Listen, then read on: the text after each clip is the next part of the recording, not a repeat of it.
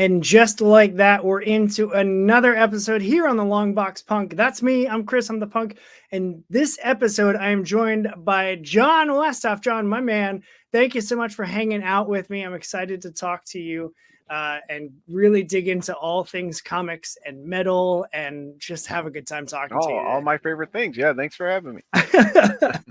So for those that don't know, to start things off just nice and easy, we're not going to throw you straight into the pit with the hardcore kids. How did you end up getting into comics and creating comics? Like how did we end up here in 2024? Well, my origin story begins approximately to 1992, I think it was. I was 11 years old. My grandmother used to read comics like Betty Boop and Richie Rich, and she had an office that she worked at that was close to a comic shop. That's awesome. She took her two grandsons there one day, and I saw the Eric Larson Amazing Spider-Man 332 cover where he's jumping at the screen, and I was pretty much hooked ever since then. I was like, oh my God, these things come out every month, and there's back issues you can get, and there's more stories about this Spider-Man that's black and white, and what the hell is he about? So yeah, I was lucky, and then I had a mom that continued to take us there, month in and month out through our youth. And like most people, you start dating or you're in college, you go in and out, but Spider-Man was kind of the tether that kept me interested. I came back around Civil War, and then I was out again, and then I came back for Ultimate Spider-Man. Not sure how the timeline works, but I was in and out until my early 20s, and then when I graduated college and I had a little more money, got back into collecting. Well, I found this great back in the old days for us old people. You can probably see the gray in my beard. There was these things called message boards, and you used to go on there, and if you had a common interest, you would talk about it. And I found this amazing one for a podcast like yourself called the 11 O'Clock Comics Forum. And it was actually my brother growing up who always wanted to write comics. He was always getting blank sketchbooks and drawing his own characters, and he loved Rob Liefeld and he loved Todd McFarlane. And I was just happy, to read his stories. But it wasn't until I was in this group and I just saw all these other creators, and I was like, oh, you can just put out your own comic. Like, they just do it themselves. This is so cool. I didn't know you could do that. Like, I'd seen indie comics before, but I just didn't realize the barrier to entry wasn't as high as I thought. And I said, well, I used to do some comedy stuff with friends, and I'm getting out of music. I'm getting older. I'm probably going to be out of a band soon. Maybe I'll take a chance at it. And fortunately, thanks to that wonderful forum and podcast, much to his chagrin now, my longtime collaborator, Bobgar Ornelas, answered a post on that message board saying, anyone want to collaborate? And 15 years later, I'm still making comics, thanks to him and thanks to that great forum that was so encouraging, early on. That's awesome. So really, like, even though the community was a different platform, instead of social media, it was the message boards. And I definitely remember like trolling the message boards. I was one of those kids. Yeah. Well, more so my friends, because I didn't have a computer that had the internet in my house. So I'd go to my friend's house. We'd be down in his basement, like sitting on the weight bench with the computer desk pulled over top of it, like, oh yeah, get on that guy. He said some stupid stuff. And that was us, ashamedly. So I thought all my secrets were out. And there's another one. I was that kid, and I look back and I'm like, what was I doing? But I love that it was just like that simple of like, anyone want to collaborate? And like, boo, especially now, like 15 years later, you're still doing the thing. So has it always been like one of you is doing the writing, one is doing the artwork, or like how do you take turns? Are you like multifaceted? Oh, I am definitely, I have some facets, I can letter. I did learn thanks to Bobgar again. He taught me how to letter in Photoshop. So I'd still do that portion, but I have only a few times ever dabbled into art. I do not have any kind of chops there that would make the story, legible. So I definitely leave that up to much more talented people. So for now, I just handle the writing, lettering. I did for one of our comics take a leap and finally do a story, because I figured, you know what? If anyone's going to publish it, it's going to be me, myself. So why not just take the leap and try to do everything? I did the coloring, art, lettering, scanned it all, so I could see that whole process all the way through. Yeah. And that was very enlightening for me. And I do recommend that anybody do that. It gives you a great amount of empathy for your co-creators. And the biggest hurdle that I found in doing a story completely was the damn scanner. It's the most frustrating thing to try and get it in there. I could not figured out I had to go to a buddy's house and ask him to scan it for me so it wouldn't look terrible, you know. Yeah. So you just learn so much when you go through that whole process. So now, you know, when you work with people, you're better enlightened. But no, I'm just the writer. And that's what I've been. And of course, I also publish my own books. So sure. Yeah. So let's where do you want to go? You want to talk that first? Do you want to talk Drumsticks of Doom? It's up to you. We're getting wild on I mean, we can talk, you know, people have heard me blabber on the internet. The publishing history is Bob answered that post. Bob had a self-publishing company called King Bone Press, which basically just, you know, a formal name for his comics. He said, "Hey, I enjoy collaborating with you. You know, we want to work together on some other stuff." And, you know, we did that for about a decade. It kind of came to its natural end where, you know, the scene of indie comics was changing a little bit. He and I had different plans in mind for comics. To be honest with you, I got a little burnt out because we were trying to take on so much as a small publisher. And then I took a couple years off, and then I said, you know what? I'm having that midlife crisis, you know, getting older. The Grim Reaper's coming soon. So about 5 years ago, I said, you know what? Let me just take another chance at it. But this time, you know, I love publishing other people, but I said, you know, it's just going to be an umbrella for stories that I work on and, you know, some anthologies that I work with other people on. But it's really just a warehouse, you know, for the stories that I'm co-creating with my awesome collaborators. So that's kind of the publishing history. That's cool. So how does, because I don't know anything. It doesn't matter how many times I talk to people that do their own publishing. I still just can't understand the concept. Like how how do you go from like, I have these books that I've done and like I have these things that I want to get out there. And so I'll just be my own publishing company and like, there we go. Like, how do you find printing? How do you do like, do you have to order like 100 and then go to local shops and like hustle? How does that all work? And I think a lot of that I didn't know at the beginning, and there was some amazing people along the way that held my hand and said, you know, your files need to be in this format, and you need to pay attention to this and work with this printer because they're really good and cheap. So I always try to give that knowledge back to up and coming creators. I love to share with other people, but that's really how it went. Each project, you know, you got the project back printed and the pages were in the wrong resolution, and you had to sit there and look at this poorly printed comic and said, I won't do that again. And then you had word balloons outside the lines. You said, I won't do that again. So it's really about kind of taking your lumps and going through it. But again, it's a small community too, just like that message board that I talked about. Yeah. You know, you're only a couple steps away from, you know, seasoned veterans in this industry. And I find that most of them are willing, you know, to give you a little bit of time, give you advice, cheer you on, all that stuff that you need. So it really is about leaning on the community and saying, okay, I'm at this point, I want to publish my own book. Who's got experience, who wants to help me? And they'll kind of point you in the right direction. But now more than ever, it really is, again, that barrier to entry is very low. You can find printers. We've worked with greeting card companies that, you know, also printed comics, and and you know, there's tons of them, boutique printers out there that just print comics. So there's lots of easy ways to kind of get it out there. It's the you know, getting the idea, working with collaborators, getting through printing, and then getting it out there. You know, those steps are easier than ever, but it's the distribution and, you know, getting people to have interest in your book that's still always the struggle. Yeah. So I bet that's a lot of like tabling at cons and just like always having a book in your back pocket of like, hey, like you seem like a cool, look at your shirt. That's a rad shirt. I make comics. Do you like And I'm still terrible about that. I sometimes, you know, will go to a shop and be like, oh, I really should have one to drop off here, whatever. So I'm still not great about that. Or I'll go to cons and I'm not tabling and not bring my own stuff. But it is really about that. It's really about door-to-door salesmanship. And that can be in the face of, you know, posting on Twitter, somebody responds, you have, you know, helpful links or you know, encourage them to back your book, going on Kickstarter, going to conventions, going into shops, emailing people. That's a part I think that a lot of people get burnt out with, because it is a bulk of your time as a creator. You want to just be typing your scripts and sending them off. It doesn't really happen in indie comics.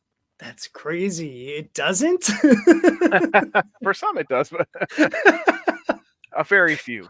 That's definitely been the status quo that I've heard from creators, is learning how to table a con, work a con, and really like sell yourself and your book is a lot more work than they ever expected it to be when they first started. Like, you know what? I got a book I want to make. And then it's like, oh, well, shoot, that's the easy part. Like the hard part is all of the stuff that comes after once you've got the thing. And that's not to say that making the book is easy, because I know that that's a ton of work and a lot of coordination Sure. and back and forth and collaboration, all that sort of thing. So have you always like known the collaborator that you've had, or have you done books where you like very cold, like I just saw a post on Instagram and thought artwork was cool, hey, I got a script that might match your style? Like, has that ever happened for you? I would say probably 25% Okay. is kind of cold emails, or somebody will make a reference that, hey, is anybody looking for an artist? I have a, they'll give you a recommendation. That's always, a great way to find collaborators. But most are peers and friends in the community that I've known. Again, I worked with a ton of projects with, now one of my best friends, Bob Gar, who I met, a couple other guys, Brian Bowles and Ray Wegner. We've worked together a lot. I do kind of have, 5 or 6 artists and co-creator friends that I work with often. But yeah, I do try to work with people that I feel like, are right for the project, that I know personally that are going to come through.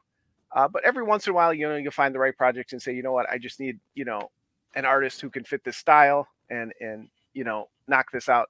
Not that they're any less invested, but I do feel like, when you kind of personally know somebody, at least for me, because these projects, I mean, you don't have to necessarily be your characters, but there's always a little bit of you in your stories. So you want, Yeah. to work with someone who's invested in it and going to see the project through and all that. Yep.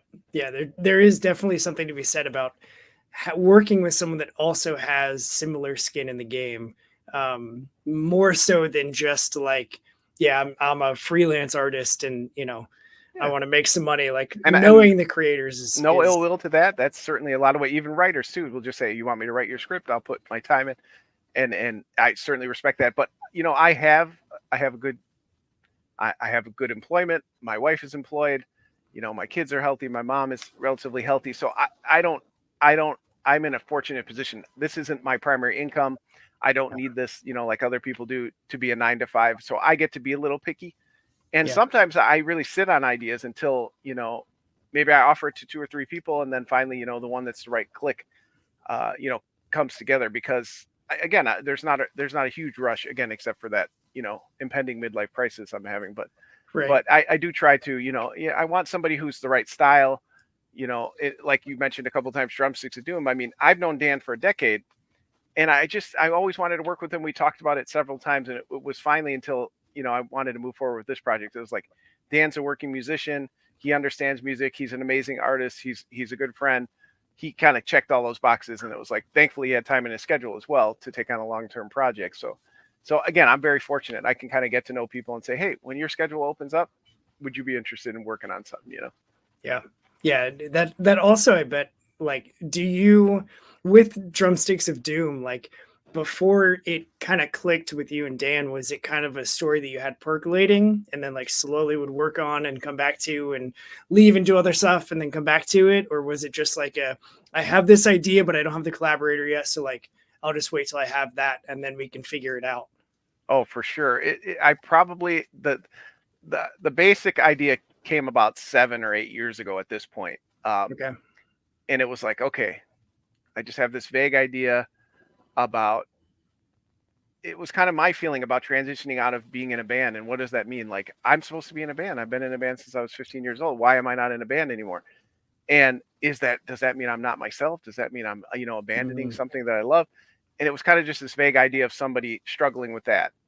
And then I was like, well, no one's going to read that. I'm not Jaime Hernandez. I can't get people to read, you know, about my feelings and emotions and stuff like that. It needs to have like a werewolf or something cool.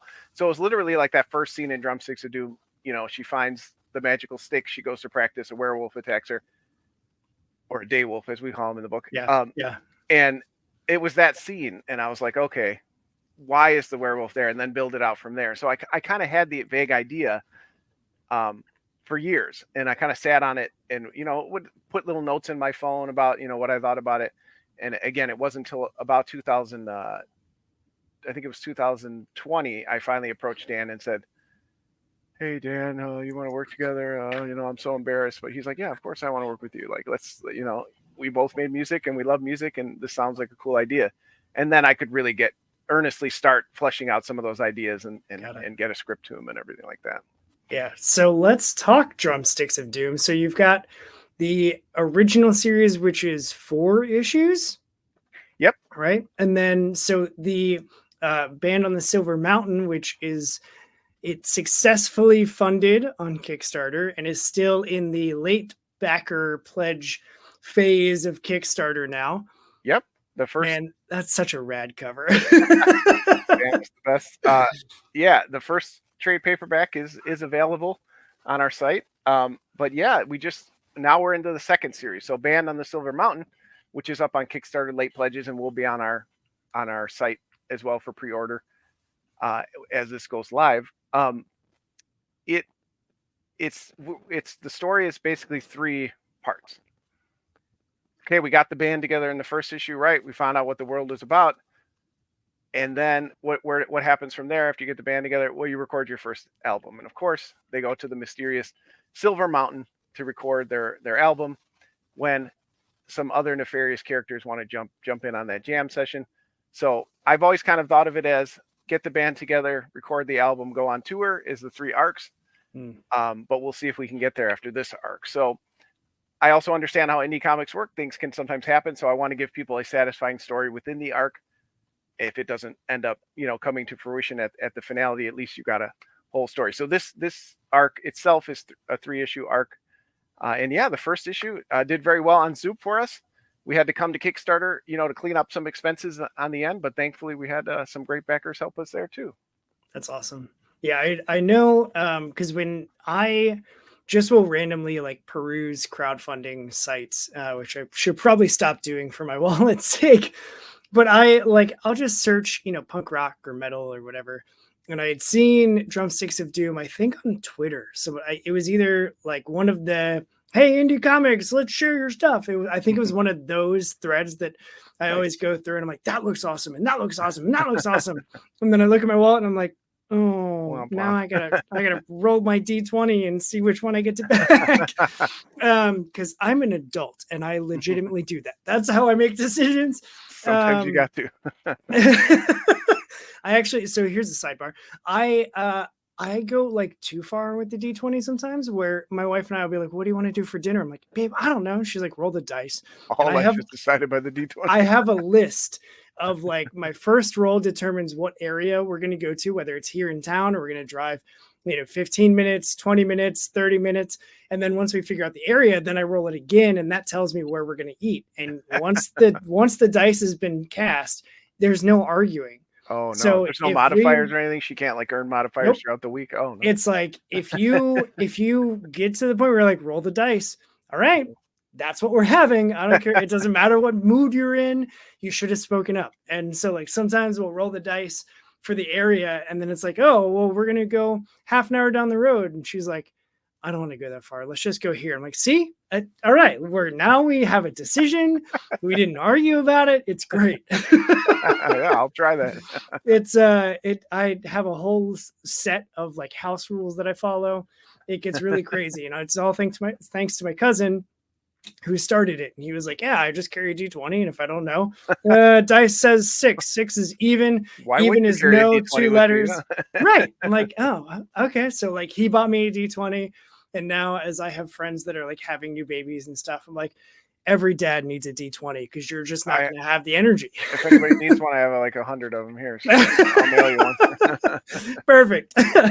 It actually was crazy how much of a hassle it was trying to find a store that just sells a single D20. Oh man, you're not in the right area. All the comic shops around here. Yeah, now my comic shop has them because I went in for like probably a year, and every like 6 months I had another friend that, we're in our mid 30s and a lot of my friends are younger. And so they're all popping out kids. And so I had a bunch. I was like, I need to buy like 7 D20, but only D20. I don't know how to make rules for the rest of the dice. And like, I kept going into my shop, like, do you have any D20 yet? And he's like, no, I don't. Like, I keep them in like a little box like you've got. And I sell them for like 50 cents. I don't even think about it. I'm like, well, can you get some in? Like, I need to buy some. And so now he has them all, but I found some online. So well, I feel bad. Yeah. I play Magic the Gathering, and they come, when you do the the pre-release when the set first comes out. They give you Yeah. one to play with. So I have like a billion. I'm like drowning in them. And now finally, like the one thing I never did growing up was D&D.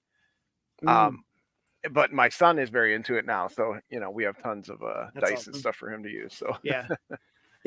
I'm still trying to find, well, now I just don't have time, but I've never played D&D and I've always wanted to. And I started asking around and I thought I had a group, and then everybody backed out last second. And it was like, well, can we at least do like a one shot? Like, I understand the semantics of the game. I'm nerdy enough that like I've read books that are based on D&D gameplay and all of that. And like, I've played RPGs and video games forever. Like, I know all that stuff. And they just don't want to. The few times I played, I found a couple buddies, and there's an online forum, and you just, we throw on the headsets and we just play through it. So there are some definitely some awesome ways to get people together for that now. Yeah. I mean, it is 2024. Like, come on. Yeah. We lived through a pandemic where everything was digital. So there's virtual everything. And speaking of virtual everything, bringing it back into the real world, with Drumsticks of Doom. See how that transition didn't work at all? I'm wearing it, but I want to show it off because it's one of the coolest dang things I've seen. My Drumsticks of Doom, like, metal button. I love stuff like that on crowdfunding campaigns. And you've got the Arachnigator that's in like like, yeah, of course I do.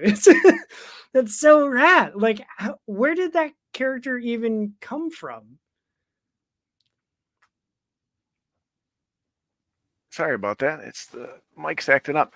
Yeah, so the character basically, I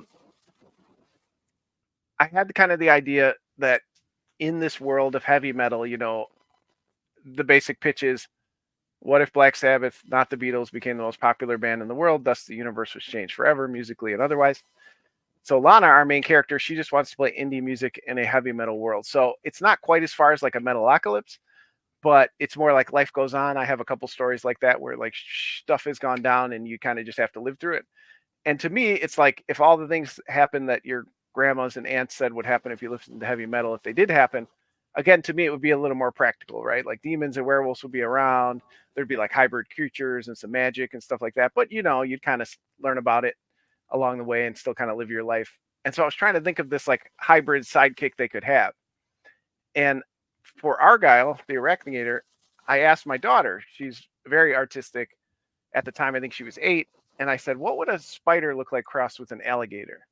So she drew me up. I still have the picture here. She drew me up what she thought it would look like. And she was super excited. And I said, Dan, can you add this to the book? And, had I known at the time that Dan drew the most awesome alligators in the world, I would have had it in there from day one. But of course, Dan's like, oh, I got you, and he sends me the most amazing, hybrid creature ever. So he's kind of taken on a life of his own. It was kind of like, it was supposed to be part of the world to show that it's different. And now it's like everybody loves him and he's all excited. And, I said, well, let's talk about some merch for him. And maybe that would be a cool thing to add to our table. And Dan was into it. Of course, Kylie, my daughter, she's super into it. So it's just been a fun thing. Like, to be honest with you, like you showed the button there. And if anybody's watching this and not listening, it's okay that you can't read it. That's the point. That's the point. Yeah. Heavy metal, that's kind of an inside joke, that illegible logos is very important. So we did an alternate logo. I also did the main logo, which I'm very proud of, which is a spoof off the band Manowar's logo. But we have buttons, we have patches, because that's big in our scenes, right? The battle vests with the patches and the buttons. But to be honest with you, I don't like merch. Really? It's, as you see back here, it's everywhere. I'm trying to fulfill Kickstarters. I'm gonna have about 500 of these guys in my house soon, because you gotta order everything at like this huge bulk rate, so it doesn't cost you. Yeah. So the merch itself is it can be a hassle, but some of my peers have been very good about coaching me along the way and saying, John, it's not about always what you want. If you want your book to be successful, offer people, what you think they want. So with their coaching, after, our first book did okay, and the second one didn't do as well, I said, well, obviously if I'm going to maintain as a creator and get my artists their page rates, I've got to get out of my comfort zone. I have to do variant covers. I hate variant covers. I have to do merch. And it was kind of a big moment for me as a creator, because I've enjoyed it. I tried to find things I liked, like again, I hired my buddy Dave Jordan to do the logo, and he did an amazing job. And so now he and I kind of share that. And then Dan and Kylie and I are so excited about this stuffed animal coming out. So we have that. So and we have the sick, metal covers now, the actual metal covers. So again, something I probably wouldn't have done 10 years ago, but it's a metal comic. Like, that's a cool thing, right? Like that. Just find what works for you. Don't, you don't have to force yourself to do 17 covers and Right. 5 of them are a sexy cover or whatever. Just do what works for your book, because it can help. It can help the whole project be successful. And again, people decide what they want, right? You're not forcing anybody to buy anything. You give them a couple options, and if it works. So I've had fun with it, like coming out of my comfort zone, and now I have like all this cool stuff. And I was so shocked people wanted signed drumsticks for me in one campaign, and like that was like cool. Like, I never would have had that being in a band. No one cared who I was. But then I couldn't believe it. First day they all sold out, and I was like, wow, I guess I should have done that before. So it's been fun, getting out of my comfort zone and not being a grumpy old man to say, I just want to sell one cover on one book, and why won't you just buy it? It's like, you got to give people. There's a lot of books out there. Do some special stuff, do some fun stuff, and it'll make the project, more fun. Yeah, as a recognized super backer on Kickstarter, I have seen all ranges of reward tiers and add-ons and all that stuff, and a lot of them, you like having backed. I think I'm at like 120 something back projects in the last like 6 years. Don't do the math, please, and definitely don't tell my wife. But like I've seen, I'm not a variant cover guy either. Like, I don't have to collect them all. I was never a Pokemon trainer with comic book variant covers. Like, I usually just go for the standard cover, because to me that feels like this is the cover that the creative team designed to have for their book and represent their book, and it shows what they want to show. And so that's what I want to do. To me, variants are like, just give me like a print of that, or like a pinup. Like that's what it feels like. It's just like a really badass drawing, and it represents the book, but it's usually a different artist. And like, I've been duped where before I understood variant covers, I was like, that's freaking awesome. And it's in a sealed package, and then you buy it and get it home, and you're like, that's a completely different artist. Like, what the heck? Oh, yeah.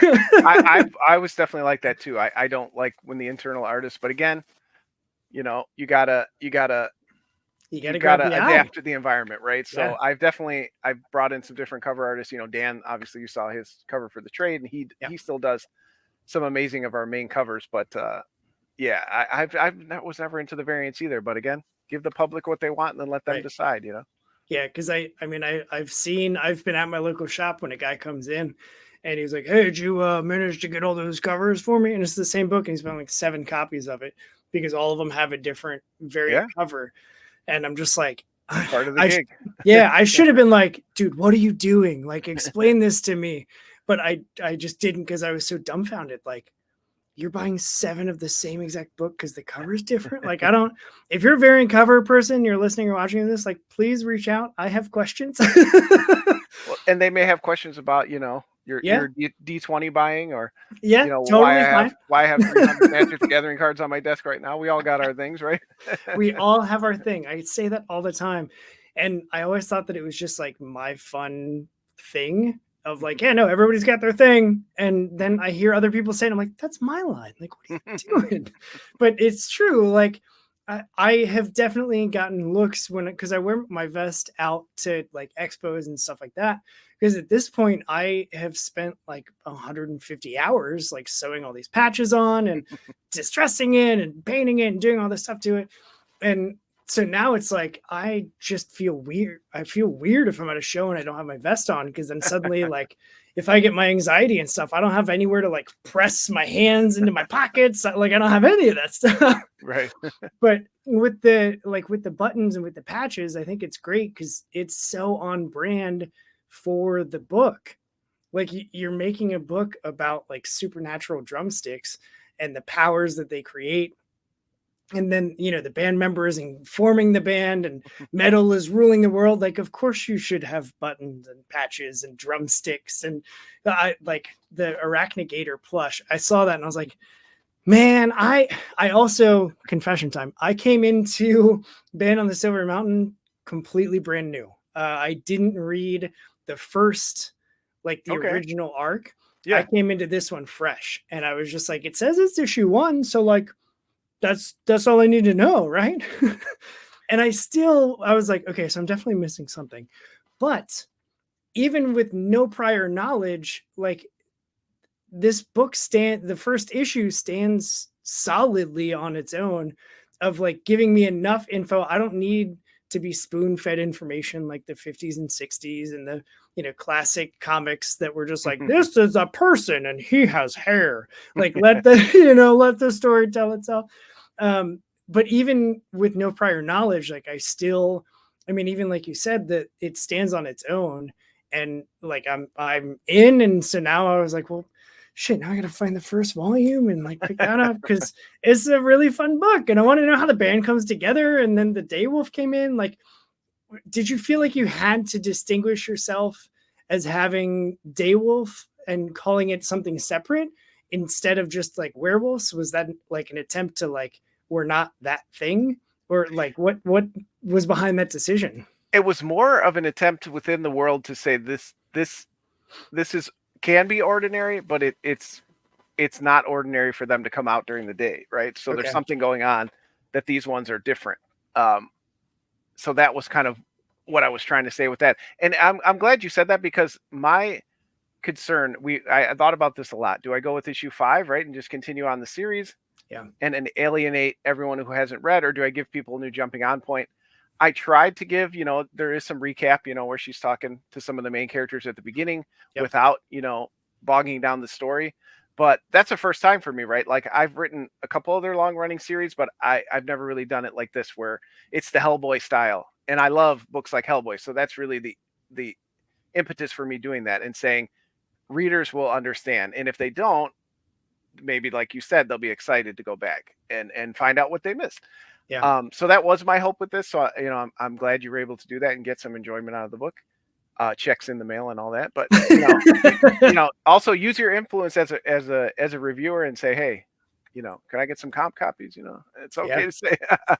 Yeah, and that's still like, it's still crazy to me that it speaks to the tightness of the indie comics community, because like I just started this show in March, and like I just kind of floated it out on social media like, hey, my radio show has to end, so like I was thinking about doing this comic show. I don't know, would people want to hear that? But like I want to keep some element of music. And like within a week, I had 3 different creators that were like, hey, if you need help with that, like I would love to come on and talk to you. Like, how do you need help getting it off the ground? Like, what do you need? And I was just like, oh, well, now I got to figure out how to stream, and I got to figure out how to do the platform, and I got to create a design look and branding and all this stuff, because I'm OCD with that. And I'm like, it has to look on brand. I need a brand. And now I have a brand, and shameless plug, I have merch. I have a threadless shop that you can go and get t-shirts and buttons. It's all there, and notebooks, and so you can take notes as you're listening to this. All the things. And like it all happened so quickly. And to like see pull quotes on Kickstarter pages and printed in the back covers of books. Shout out to Jay Donahue for like printing, like those are my words printed in the back of his comic. And seeing that, I was just like, this is insane. Like I never expected this kind of response. And people just like blind, like cold emailing me like, hey, here's a copy of my book. Do you want to check it out? And I'm like, yes, of course I do. I love comics. I want to read all of them. And so it's always weird to me, like that people are treating me like a legit. I'm still like, y'all know I'm like less than a year doing this. I mean, Right? believe me, people reach out to me like, hey, do you accept submissions? And they treat me like a real publisher. So I understand they don't see behind the veil. So, keep it up as long as you can. But, and I think I enjoy that part of our community. Again, we're 2 steps away from a Scott Snyder or Jeff Lemire. Yeah. And I think that's really cool. You don't get that in other, industries. So I know there can be some, some bad things about being a small community, but they are far outweighed by how great it is to just, there's so many people cheering each other on, and reviewers and creators and podcasters and fans, and everybody's, just kind of in this group of shrinking comics lovers that all just want to see it succeed. Yeah. Yeah, and also because we're talking about it, I'm now part of the nerdinitiative.com creative bullpen. So if you need a spot for all of your positive fandoms, nerdinitiative.com is a place to go. And I'm reviewing comics for them and doing videos for them. I'm going to start covering horror movies for them. Actually, by the time when this publishes, my first video should already be live. It's just insane. And like they contacted me. Like, guys, what is happening? How is this real life? And I like it's the best. It's just the best. All that to say, like, I love this community. I love the indie scene because it's definitely it's not like, well, I want my boat to rise so yours can sink. It's like, well, no, if my boat rises, it's because the water's rising. It's because all of us are rising. And like that's just a consistent indie comics feel that I've gotten. And I just think it's the best. So related to, now that we've gotten completely way out of track, speaking of Argyle, would you rather fight Argyle, an alligator with 8 legs, or an alligator-sized spider? Oof. Yeah, no good options. Yeah. Well, particular to Argyle, I could not fight Argyle. He's, a member of the family now. But a arachnigator like him, I would probably take that on over the spider, to be honest with you. Really? Yeah, there's too much going on with legs and fangs. And an alligator, even though he's got multiple legs, I think I might be able to manage my way through that. Okay. Yeah, and there's still like, you understand the size. An alligator-sized spider, the legs could still be just disorienting. Yeah, and his body could be his, and then he could be, like Shelob or all the other famous spiders. It's always a freaking spider in these movies. Always, it's always a spider. Even Godzilla fought a spider. So I mean, come on, they're terrifying. Great. I just thought, I was like, that's a good.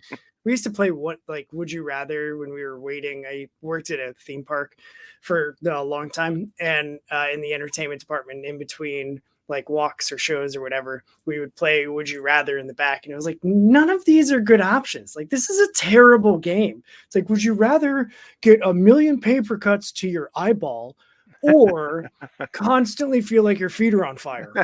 I think that's the point of the game though, right? Yeah. It's like, just take the 2 worst things you could possibly take. So you've been in a ton of bands and now you're doing comics. Is there a similarity for you in creating music and creating comics? And if so, like, just tell me about that.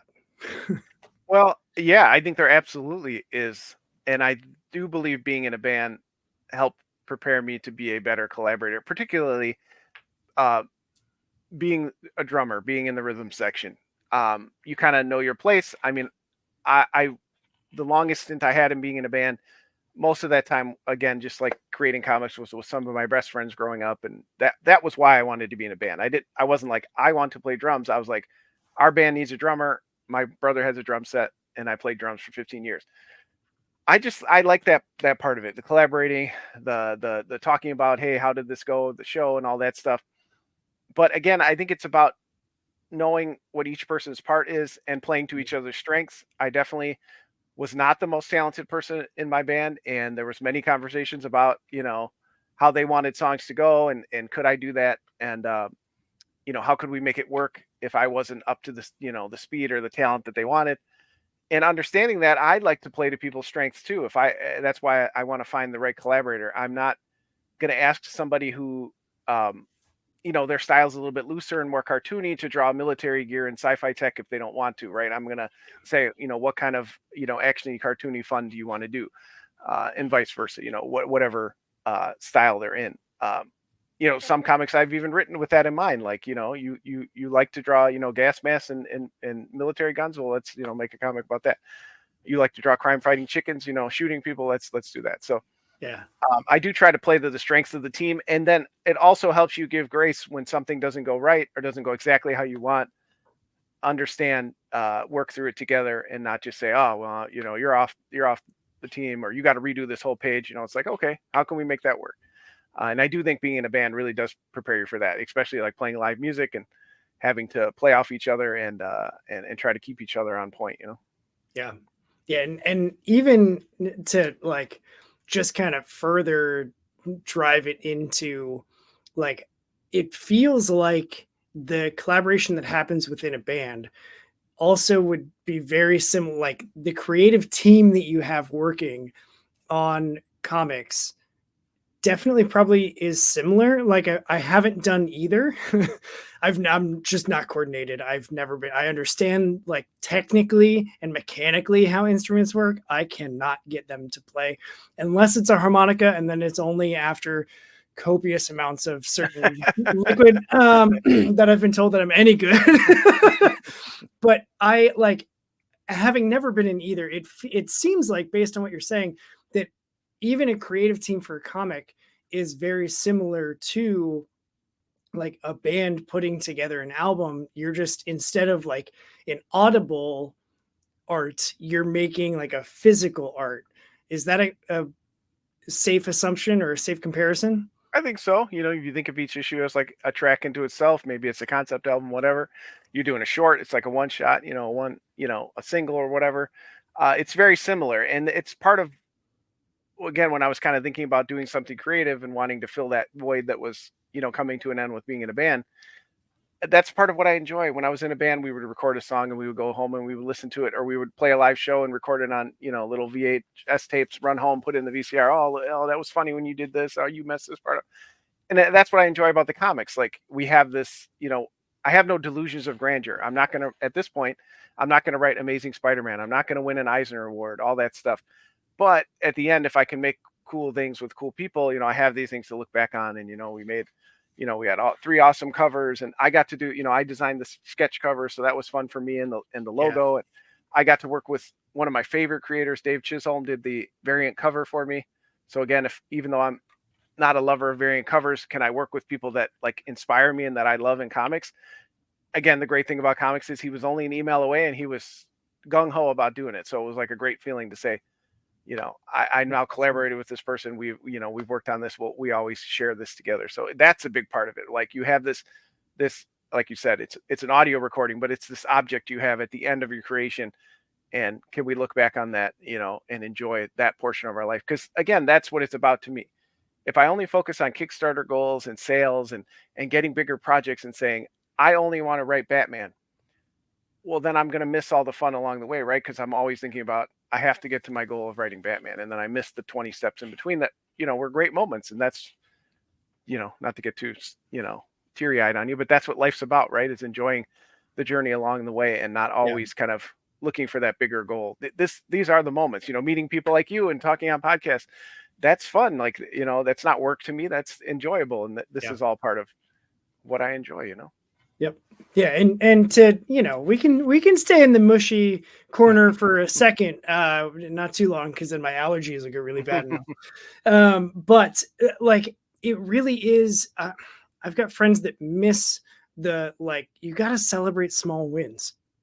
And it's not downplaying. When I say that, like, I'm not downplaying the big wins. It's just like, yeah, you can have an end goal of like doing this big thing, but if you get steps along the way, like every marathon starts with a mile and every mile starts with a step. So like, if you're just getting into things and you can complete, running a half, I need to get back into running. I used to run 5Ks competitively. And then I just stopped and it's been awful and I need to get back into it. So this is more of a pep talk for me. This is just my therapy here. I don't have the money for a therapist, but I do have a podcast. So unfortunately for people, they get to listen to it. But like, for me, it's, you have to be able to celebrate the victories along the way, not just the end goal, because even if you don't get to the, I want to run a marathon in under 2 hours. Like, nope, I'm never going to do that. But if that's my goal, and I set a goal that I know is going to be impossible to reach, but I'm always striving to be better and to try and get there. If I can run a 10K in under, an hour, like that feels substantial. Like that's a big first, hurdle. And maybe even before then I can run a 5K in less than 30 minutes.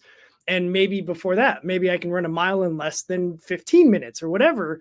Like, you have to be able to celebrate the small victories. And it's definitely a perspective shift that I have been trying to be very intentional with making, because for too long I was so focused on just the wrong stuff and I got distracted by the wrong stuff. And now looking back, I'm like, God, you idiot. Like, you missed all of these things that were really great that you should have been seeing right in front of you. And you just, we're all guilty of that, right? yeah. Well, I am a social worker by day. I'm a licensed clinical social worker, so I am charging you by the hour. But so Perfect. I would never tell someone, right, don't have that goal is bad. Don't do that. Your goals are your goals, right? But I will strongly encourage people, and this has helped put perspective to me. Again, if my only goal is to be president of the United States, it's probably not going to happen. I haven't started my political career, whatever. If my only goal is to write Spider-Man, again, it's probably not going to happen. But if my goal is to write comics, then I'm doing it, right? I am reaching my goal. So of course you can have that bigger one, right?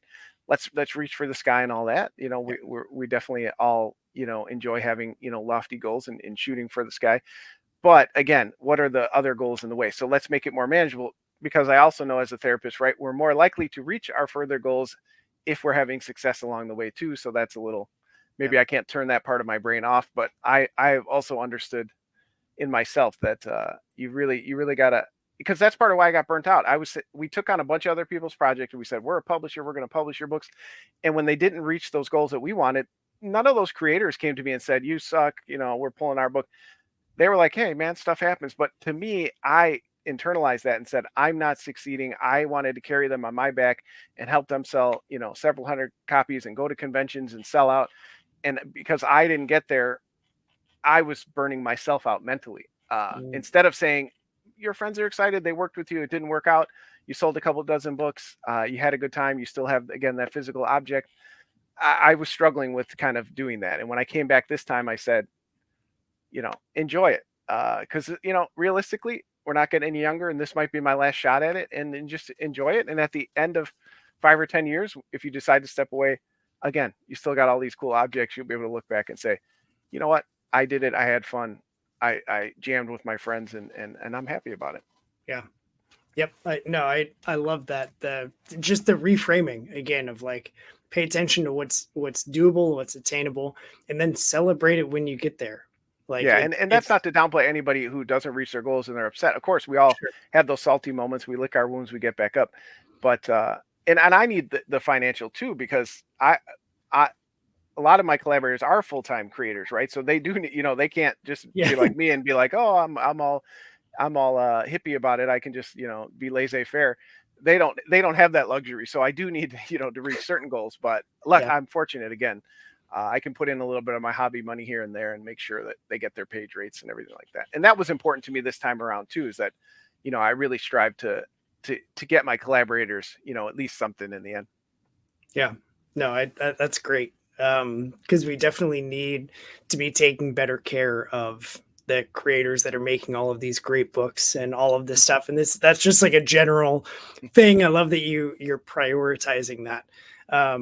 And that's an indie, like, I feel like that's an indie comic thing of like, everybody's been in the shoes of like, hey, I really need this. Like, I need this to work because I have the gas bill due. Like, I gotta, and it, you know, I feel like it's just that scratch each other's back. Like, my boat rises, your boat rises. Yeah, like, there is that joke. There's a joke in the indie community about we're all just passing around the same $20 bill. And I actually thought about like putting one in a bag and then putting like a thing, sign your name when you and see how many times it gets around. Like, I definitely think it would pass around the whole community. Yeah.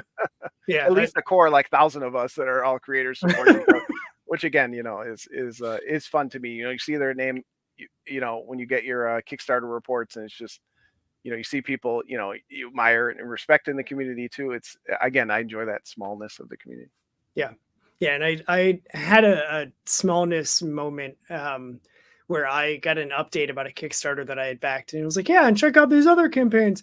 And like the other 3 campaigns that they recommended were all like previous guests on my show. And I was like, hey, that's all I know. Him. And I was like, that's amazing. And it was just like, it was a really like, man, this is a crazy cool community. So speaking of like conventions and passing around money, the Indie Comics Expo is happening. Tell me about that. How did you, as if you didn't have enough happening with a regular full-time job and writing comics and working on them and figuring out how to order like stuffed animals of like, how did you then also get into putting on the Indie Comic Expo? Well, many poor decisions were made, particularly the first one. Many of the poor decisions were made around the liquid substance you mentioned earlier. And that was how the first one started, right? It's like, you know what? There's not a show we fit in. We're going to do our own show, and it's going to be an indie show.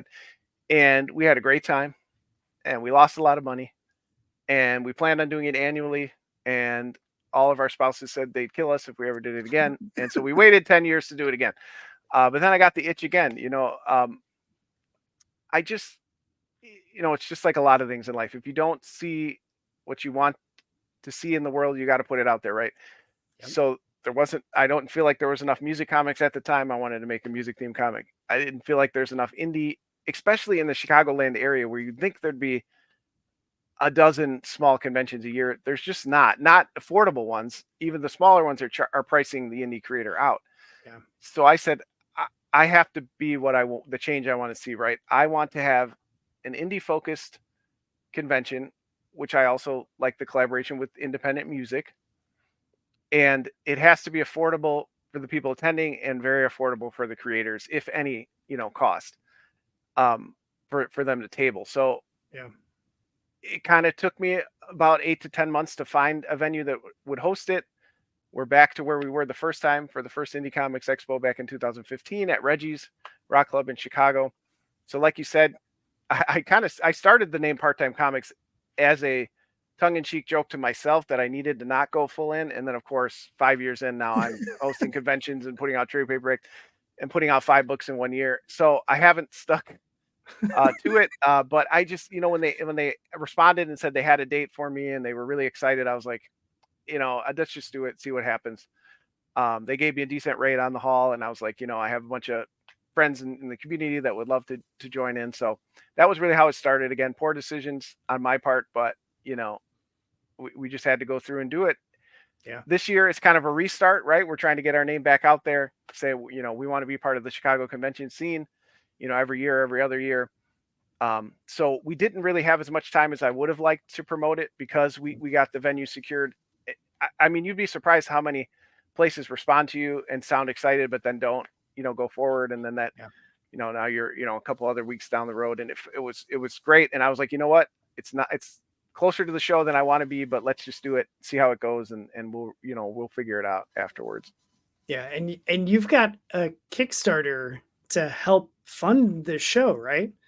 We do. We have a Kickstarter going on right now. Well, actually, as this airs, it will have ended, but you can still get through the Reggie's Live, reggieslive.com is the website, on September 26th. You can still get tickets, especially if you're in the Chicagoland area. Please spread the word. It's very difficult to get the word out. If I thought it was hard to get the word out for indie comics, I found that it's incredibly harder for a small convention. So we're very DIY here. We like that kind of mentality. So, if you can share it out, if you can attend, even again, if you don't think you have anybody on your friends list, you'd be surprised how many people are from Chicago or from the Midwest and might see it, so a quick share really helps. Again, there's still tickets available. You can contact us directly at parttimecomics with an X at gmail.com. If you missed any of the cool swag, you want a t-shirt or something like that, all that helps control the cost of the show. So that's awesome. Yeah. I when I was preparing for this, cause I do some research, read all the social media links I can find. And I saw that this was being hosted at like a rock venue and you're going to have music too. I was just like, man, that's so cool. Like, that's just, I wish I was in Chicago. I've never been to Chicago. I've driven through Chicago. But it's always, I'm in Ohio between Cincinnati and Dayton. I'm like right. Okay. We'll plan better for next year. We'll get you out here, but Great. Yeah. Definitely let me You're know only ahead an of time. 8-hour drive away. Right. Yeah. It's easy, and I got to get up for a Blackhawks game. So, Yeah, there you go. you know, if I can sneak in hockey, because Oh yeah. that's on my like non-existent. I keep saying it off a bucket list. I have a bucket list, and it's seeing hockey in every arena. Oh yeah. Special bonus points if I can go and follow my Buffalo Sabres, who are just terrible. Oh. If I can follow them and see them in all the arenas, like that's a win for me. Nice. So Yeah, we you'd be surprised how easily a concert hall converts to a convention hall. And part of the first, we did some show release parties at Reggie's. I love Reggie's. It's an awesome, heavy metal and hard rock venue. They've always been very accommodating to us. So when it came time to plan the first ice, we planned with them and they were very excited to do it. At that time, we did it as an after show for C2E2. okay. So they were very interested. They're like, yeah, C2E2 comes every year and we're not sure how to get, people over here and involved. So they were very into it. It didn't go as well as we thought for a first year show. And then again, life got in the way. So we didn't get back to it. But, it's cool that we're back there again because, again, I think the layout is very cool for a show. Last time we had independent music artists, Mega Ran and Adam Warrock. This time we have Dan Doherty, who's also the artist on Drumsticks of Doom. He happens to be a working musician in a band, so his band's going to be there. And again, that's very important to me. I love, independent artists, independent music. So really, I would like it to be a bigger show down the road. I would love to have 3 or 4 bands and be able to, have 24 creators. But right now, Dan's playing 9 to 10, from 6 to 9. The convention hall will be in full swing. Come by, see over a dozen amazing indie creators. Mike Norton, Jim Terry, and Dan Doherty are our main, our featured guests. There's going to be vendors there. There's going to be people selling other art. We're trying to get a live painter to come and cool. kind of go on the stage before the band goes on. And so it's just, it's fun. And again, you get involved in the community. You just happen to find that you have all these cool friends who do cool things. So why not, put on a cool show together? Yeah, I love it. When I saw that you were doing that, I was like, man, between yours in Chicago, there's another one that's indie comic focused, but it's in Maryland. And I was like, and in I think that's in March of like next year. And I was like, God, can we just, then I hear that and I'm like, can I just have one here? And I'm like, damn it, do I have to start one here? you guys have one, don't you? Is it, no, Mice is Massachusetts. Yeah, so you have space in Ohio, right? There might be. I think that one might be in Columbus. Yeah, that sounds right. Columbus gets everything, and that's like an hour and a half. Well, it's closer than Chicago. And I drive up there regularly during the hockey season for Blue Jackets games. So, oh my man. And the other thing too about hosting one is, again, we don't always do great at the bigger shows, kind of being the small, fish in the big pond. Yeah. But we also love shows like we have Chicago's Alternative Comics Expo. Cake is an amazing show that they do here. Very, very focused on the small press, the people who I love who, print their own stuff at home and fold their own mini comics, which if you haven't done, you need to do, because that you aren't a comic creator until you folded and stapled your own comic. But I feel like we operate in between that space. I love the really small press, and I love C2E2 and stuff like that. So again, my dream would be for this to be a hybrid show where, everybody be comfortable, just being in it together. You don't say, hey, you're making standard size comics, you don't really fit in at Cake.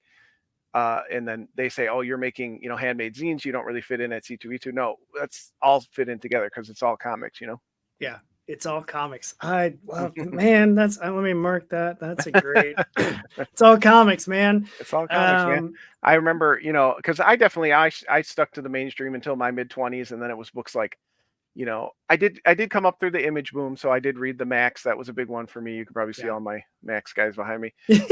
Spawn, that was cool, but I didn't really get into like what I considered indie comics again until my early 20s. I had some buddies who really, helped me expand outside of Marvel and stuff, and books like Powers and books like that really were like, wow, mind blowing. And then again, these awesome forums and stuff I found that just had so many recommendations. And again, it was walking into great shops like Quimby's and Chicago Comics. We have a whole mess of them in Chicago where you can go in again and get everything from the most mainstream comic down to the, little folded 3-inch comic, and picking up things like one of my favorites is called Herman the Manatee, and it's basically just a comic strip about a manatee who keeps getting run over by a boat, and he's got bandages on his head and stuff. And you just, once I kind of got into that scene, the love is just there. The ink on the page looks like they didn't do it for the money, that's for sure. Right. And yeah, I just love that kind of stuff. It's like, man, you just find stuff you would never think about walking into like the small press parts of those awesome shops. Yep. Yeah. And if you happen to be at a local comic shop and they don't have local press or local creators, ask them. Because then maybe the next time somebody comes in like, hey, I got a comic book, would you mind? So maybe they'll say yes. Yeah. And then that just helps your local scene Absolutely. as well. Like, it's because we understand not everybody has, like you said, sometimes you got to roll that D20 for your budget every month. But those kind of things do help, because those shops might think they don't have the space. But if enough people come in, they're like, well, maybe we need to make space, and maybe, that's an important, or maybe we need to at least invite those creators out for like a signing or something. Yeah. There's always ways, you can help, and just kind of saying, hey, you don't have what I came in looking for is a way for them to kind of, because they're going to continue to do what they do, and no fault to them. I work with some great comics shops like Challengers that are very forward thinking, but not all of them can be, right? They have to, keep the lights on. So they're going to put out what sells. But yeah, if you inform them or say, hey, my buddy sells his comics here through this site, and then maybe they'll place an order, and that's huge for people like us. And, yeah. There's ways that we can help. Yep. I love that. I love it. All right. So in Drumsticks of Doom, it's Black Sabbath instead of the Beatles. Are Black Sabbath your favorite metal band? I would not say Black Sabbath is my favorite metal band. They are, of course, the kings of heavy metal. I cannot deny that. Sure. I was not a big classic heavy metal listener as a young man. I strayed more towards the Cannibal Corpses and the Deicides and the Hypocrisies, the death metal side. Yep. And I didn't come to appreciate that until my later teen years, when I realized, where it all came from and how that all tied together. I do love me some Black Sabbath. But my favorite heavy metal band is a Chicago band called Macabre. All their songs are about, past murderers and stuff like that. So, as a social worker, sometimes it feels disingenuous to listen to that kind of music, but all in good fun. But yes, I love bands like Gwar and Macabre, and bands that are a little bit, humorous and kind of tongue in cheek with their metal. But I also love classic bands like Black Sabbath and Manowar and stuff like that as well. My favorite band, though, is Primus, so they don't really fit it in any category. What? I would not have expected that at all. People always say that because nobody expects Primus, right? They're so weird. But I am so weird. And they were so, in my formative years, I wanted to be Tim Herb Alexander from Primus, and Les and Lur are just amazing. They're so unique, and I just love bands like that are just, you could try every AI program you have in the world, and you could not mimic what Primus puts out. ever.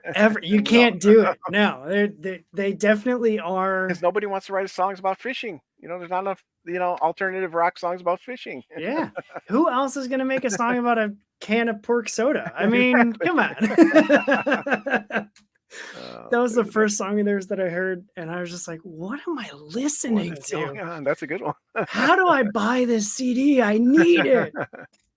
Them and Crash Test Dummies. For some reason, the Crash Test Dummies for me were just like, this is just different. Like, it's they're making a comeback, by the way. They're going back on tour. It's crazy. Like 2024 and going into 2025, because I've already seen announcements for shows next year of bands that are like, well, I'm just going to just 25, 30 year anniversary tour. And it like, all right, take my money. Go ahead. So, all right. So that's officially the end of my notes and questions, but that's not the end. So a couple more things. One, we got to pose for the YouTube thumbnail. So let's go ahead and do that now, because get my keyboard shortcut here. And then let me know when you are ready and we can snap away. Here we go. Cool. Great. So there's that. And then it's a fun way for, guests to show themselves off how they want to be seen, instead of me scrubbing through the video and like, we're not blurry. Here, take that one. One eye closed. Yeah. The other thing is, so part of the reason that I love doing this show is getting to talk to indie creators, because everybody has a different story. And yet there are so many commonalities that come up. The DIY, the if you don't see it, make it, the like, we just got to do the thing. Like I just had to figure out how to do the thing. The community is great. Like all of these are very similar themes. And maybe if I was more on top of taking notes, I would compile all of these and make a supercut on just like, here's all of this, the people that have talked about how great this community is. But the other reason that I'm doing it is I feel like as indie creators, it can be hard to get your voice out there, especially with like the numbness of social media, of just like, yeah, all the posts, like I'm just doom scrolling, I'm not reading anything. If anybody else is like my daughter, she'll just literally like just scroll, and I'm like, you're not even reading anything. She's like, yeah, but I have to get to the end of the thing so that next time I open it, when I do have time, I can see all new posts. I'm like, then why are you even doing it? Like, what are you doing? Yeah. Or like the speed tapping on stories. And I'm like, you're not even, okay. All right. No, you're right. You're a teenager. I don't get it. But like, so I know that getting your voice out there is difficult. So I'm going to shut up and I'm going to let you, the floor is yours. If there's anything that you want people to hear, it could be about Drumsticks of Doom. It could be about why alligators are better than crocodiles. And like the content doesn't matter. It's really just like, this is a time for you, for anybody that's watching or listening to this, to hear anything that you have for them. Well, first off, I cannot get into the crocodile versus alligator see you later, see you after a while debate. The real reason they're better is because arachnigator sounds better than arachnidile, in my opinion. For sure. Yeah. So that's why I went with that. But no, my PSA to most people is just, again, we understand not everybody can back everything, but in this day of social media, like you said, the algorithm squashes every link we put out. We're lost already behind the 8 ball because there's just so many flashing lights distracting people. So again, when you see a creator, sometimes the share, it goes even further than, you actually putting your hard-earned money down. It really helps. So if you see a project and you're like, you know what, I can't support this, but I want to see this in the world, hit that share button, email it to a buddy of yours, tell your buddy who has a podcast or whatever, hey, have these people as a guest. Just do something to signal boost it, whatever you feel comfortable with. Most of the time when people ask me how, what's your website? Well, we can't afford a website for one right now, but for two, we do the Linktree. It's Linktree/part-time comics with an X at the end. That's the best way to engage with us how you want to. Some people want to be on the mailing list. Some people want to follow on YouTube, some on social media.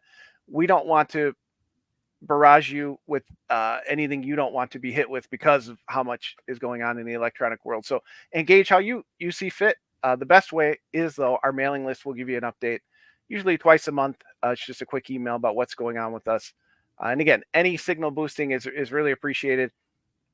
99% of us in this field are small businesses. So, if you're one of those people who loves, Small Business Saturday and those kind of days around the year, we are small businesses 365, 366 this year. So, any help you can give to us is really, really appreciated. And also, if you have questions, a lot of people will be like, oh, I didn't know where to start. Well, we didn't either, right? We're going through it day by day, just like you. So reach out.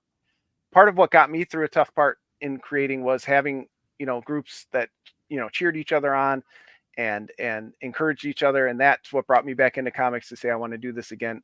An overwhelming majority of the people in comics are just so nice and so approachable and so giving with their time and energy to help you succeed as well. So don't be afraid.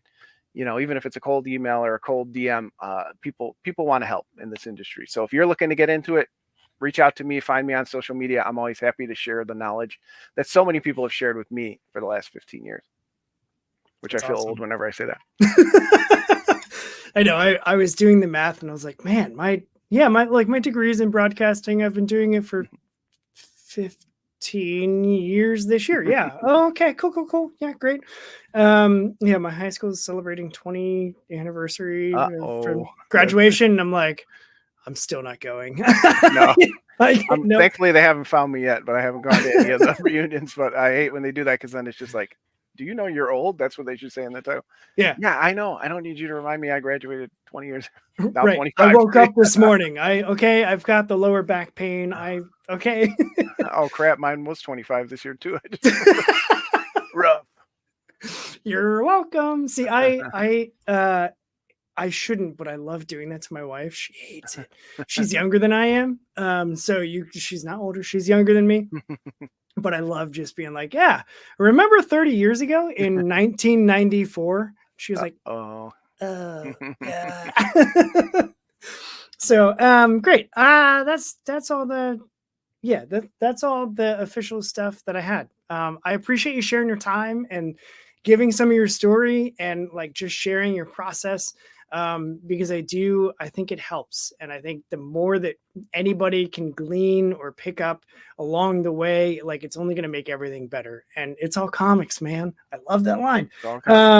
It's just all comics. Like there is no like differential between who's doing what or for who or where or at what point or anything. Like everybody is just, at the end of the day, like we all just love comics. And so let's just keep making comics and reading comics and supporting indie comics, because they're just the freaking best.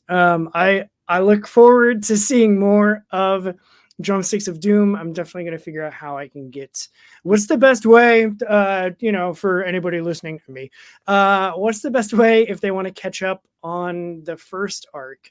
How would they go about getting that trade paperback that you had?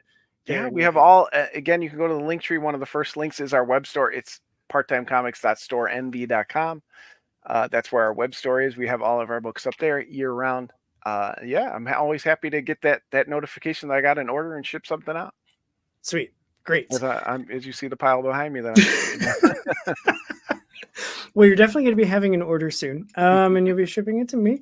But so I'm also, just in case anybody hasn't looked, I also include all these links in the video description or in the episode description if you're listening on a podcasting platform. So the link tree is going to be there.